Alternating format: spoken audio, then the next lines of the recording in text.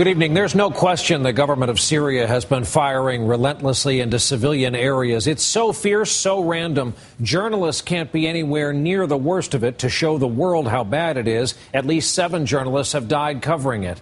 The battle's been so gruesome, there have been negotiations underway to get Syria to cease fire, just to allow an open corridor for humanitarian reasons, to allow the worst of the wounded a way out, an evacuation route with the help of the Red Cross. That apparently is now happening in one hard-hit city, but elsewhere the shooting goes on. Our chief foreign correspondent, Richard Engel, on the Syrian border with Turkey tonight to start us off. Richard, good evening.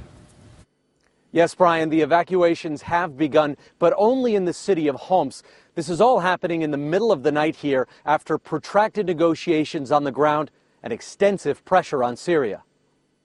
Hours before the evacuation, signs of how desperate Syria has become. The Free Syrian Army, the rebel brigade, tries to fight back. In the village of Rastan, they attack government forces. It's a brave fight, but they're losing it, outnumbered and outgunned by a lot.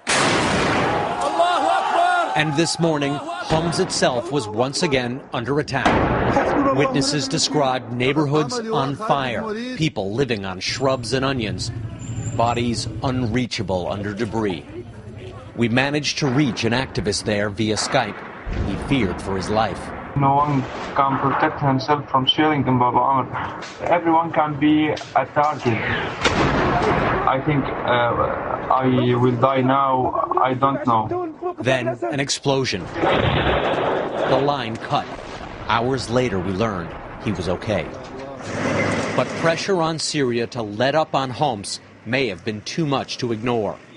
In Tunisia today, more than 60 nations gathered to call for an immediate ceasefire to allow humanitarian aid to reach Homs. If the Assad regime refuses to allow this life-saving aid to reach people in need, it will have even more blood on its hands. And so too will those nations that continue to protect and arm the regime. Among those states, Russia. But today, even it expressed concern about Homs and support for a ceasefire. But a short ceasefire limited to Homs to evacuate the worst off doesn't mean the conflict in Syria is over.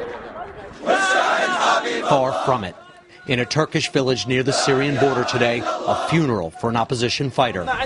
At a hillside cemetery, they prayed for the martyr to enter heaven, as they buried him with shovels and bare hands. Diplomacy, too late for him. And tonight, Brian, the Red Cross says dozens of people have already been evacuated from Homs, starting with women and children. But this seems to be mostly a tactical ceasefire, a way for Syria to buy time, not end the conflict. Brian? Richard Engel back with us by satellite tonight from the border between Turkey and Syria. Richard, thanks.